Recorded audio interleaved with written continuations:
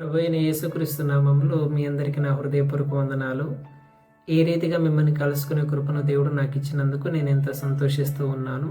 మన బైబిల్లో నుండి ఒక దేవుని మాటను చదువుకుందాం. యోహాను సువార్త 1వ అధ్యాయము 1వ వచనం. ఆదియందు వాక్యం ఉండెను, వాక్యము దేవుని యొద్ద ఉండెను, వాక్యము దేవుడే ఉండెను. ఆదికాండం 1వ అధ్యాయంలో మనం చూస్తే భూమి నిరాకారంగాను శూన్యంగాను అలాగే చీకటి భూమిని కమ్మివేసి ఉంది. ఈ భూమి ఆ చీకటి నుండి విడుదల పొందుకోవడానికి ఎంతో ప్రయత్నం చేస్తూ ఉంది, కానీ దాని నుండి బయటికి రాలేకపోతూ ఉంది. ఆ టైంలో దేవుడు భూమితో ఒక మాట పలికాడు. ఏంటంటే, వెలుగు కలుగునుగాకని ఆయన పలికాడు. ఎప్పుడైతే దేవుడు ఆ మాటను పలికాడో వెంటనే భూమి మీద ఉన్న చీకటి పూర్తిగా తొలగిపోయింది.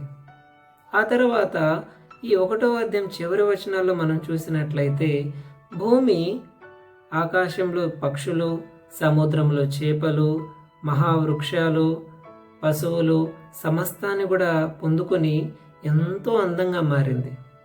నిరాకారంగా శూన్యంగా చీకటితో ఉన్న భూమి దేవుని మాటని పొందుకున్న తర్వాత ఎంతో అద్భుతంగా మారింది. అలాగే బైబిల్లో మన హృదయాన్ని చాలాసార్లు నేలతో పోల్చారు.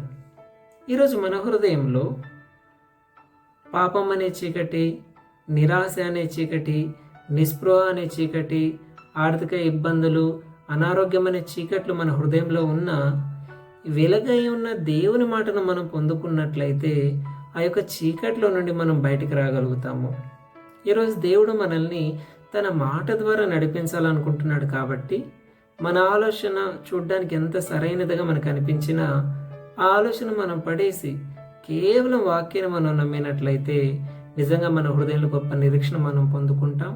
కాబట్టి మీరందరూ మీ ఆలోచన పడేసి కేవలం వాక్యాన్ని మాత్రం మీరు నమ్మాలని నేను కోరుకుంటూ ఉన్నాను. దేవుడు మిమ్మల్ని అందరినీ దీవించును గాక. ఆమేన్.